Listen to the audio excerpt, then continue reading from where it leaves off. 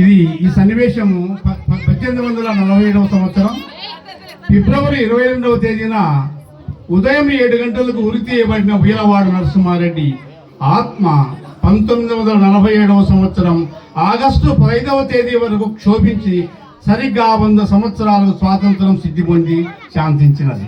ఆ సన్నివేశం యొక్క భాగంలో నరసింహారెడ్డి యొక్క చివరి కోర్టు ద్వారా అతనికి ఉరిశిక్ష ఇవ్వబడినది.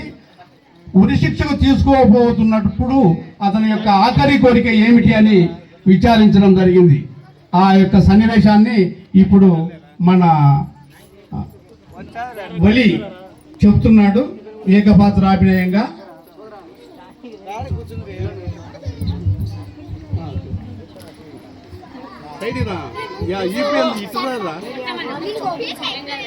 మైక్ ఒకటేనండి.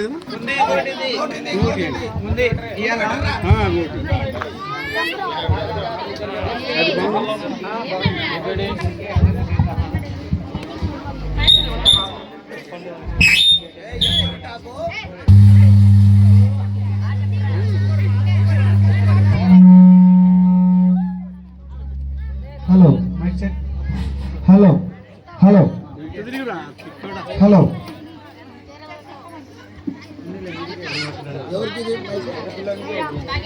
Hello hello mic check.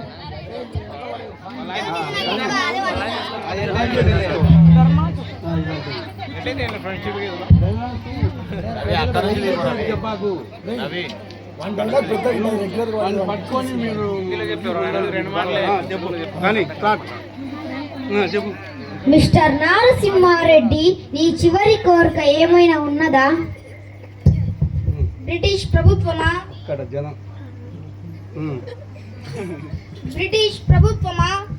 దురదనము పరువు తక్కువగా భావించి కృంగిపోవు ప్రతి భారతీయుడు కోరుకునేది ఒక్కటే కోరిక, అదే స్వతంత్ర స్వేచ్ఛ. మా దేశం మాకు కావాలి. పవిత్రమైన భారత భూమి మీద జన్మించడం మా అదృష్టం. మీ పాలన దురదృష్టం కాకూడదు. మీరంతా భారతదేశం విడిచి పారిపోవాలి. పోగలరా? నా కోరిక తీర్చగలరా? అది సాధ్యం కాదు. పరిణి రాజ్యం వల్ల కాడేని ఒక్కడే సింహాసనం వేసుకొని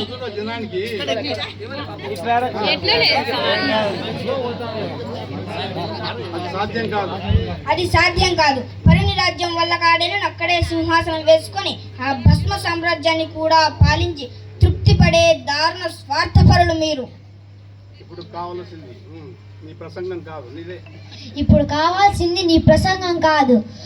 కమాన్, వీలవాడ నరసింహారెడ్డిని ఉరికంబం ఎక్కించండి. ప్రజలారా, మీరు రావద్దు. ఈ నరసింహారెడ్డి గారికి ఎవరు కన్నీరు కార్చవద్దు. ఇది నేరానికి శిక్షగా మెడకు బిగించుకుంటున్న ఉరిత్రాడు కాదు. తెలుగు పౌరుషానికి భయపడిన తెల్లవాడి అన్యేప అధికారము భారతీయ హక్కును ఉరితిస్తున్న ఉరిత్రాడు. ఈ త్రాడు నా కంఠానికి బిగించిన నా జనం యొక్క కంఠ నినాదాన్ని బిగించలేదు. ఈ నరసింహారెడ్డి తల మీకు లేకపోయినా నా తలపు మీ అంతరాంతరాలలో మారు రోగుతూనే ఉంటుంది. ఉరికి ఎరయాగిన నా ఊపిరి మీ ఊహలలో ఉగ్ర నరసింహుని క్రోశాన్ని ప్రజ్వలింపజేస్తుంది. సమాధిలో శిథిలమైపోవు నా శరీర దారుఢ్యము మీ మనో విధులలో స్వతంత్ర జనశక్తి మహావిప్లవాన్ని రేపుతుంది.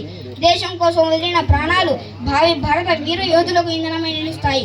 బ్రిటిష్ ప్రభుత్వాన్ని సమూలంగా నీలమట్టం చేయడానికి దీక్షాదక్షులై భరతమాత నుదుట స్వతంత్ర సింధూరం దిద్దండి. భరతమాతకు జై, భారత జాతికి జై.